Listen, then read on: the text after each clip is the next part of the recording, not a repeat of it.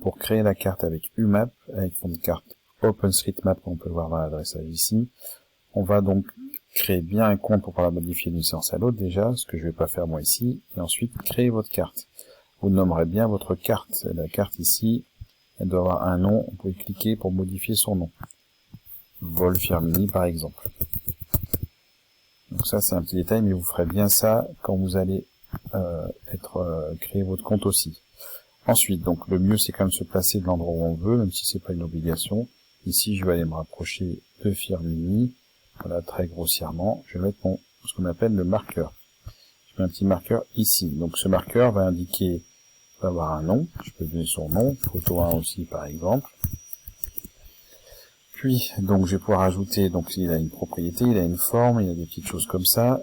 On peut voir qu'il a des coordonnées, ce marqueur. Les coordonnées ont été ici mises au hasard, puisque j'ai placé aux environs de Firmini. Vous devrez absolument changer les coordonnées pour mettre les vraies coordonnées de la photo ici, en latitude, longitude. Vous avez vu que c'est des coordonnées décimales. Vous pouvez très bien utiliser un outil en ligne pour passer des degrés, donc minutes, secondes aux degrés décimaux, et avoir la plus grande précision possible. Dernière petite chose, donc ici, pour associer à ce marqueur une image, je vais cliquer sur le petit point d'interrogation, je vais voir que je peux associer une image avec cet adressage ici. Donc je vais copier. En fait, on voit simplement qu'il faudra mettre des crochets pour notre image. Puis je vais aller donc ici chercher donc une image dans votre fichier, par exemple celle-ci. Vous ouvrez. Le petit site ici va vous donner une adresse URL associée à cette image. Donc en fait, sur la carte UMAP, on pourra ensuite télécharger cette image. Vous allez ensuite enlever donc la totalité de l'adressage pour mettre celui qui vous a été donné, sans réfléchir. D'accord?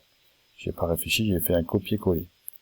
Je vais ensuite tester, donc je vais enregistrer à chaque fois ma carte, ça sera important aussi. Là, il me dit que vous n'aurez pas ce problème-là, mais que ma carte est sans connexion, donc c'est un problème que ce soit anonyme ici, ce sera pas votre cas.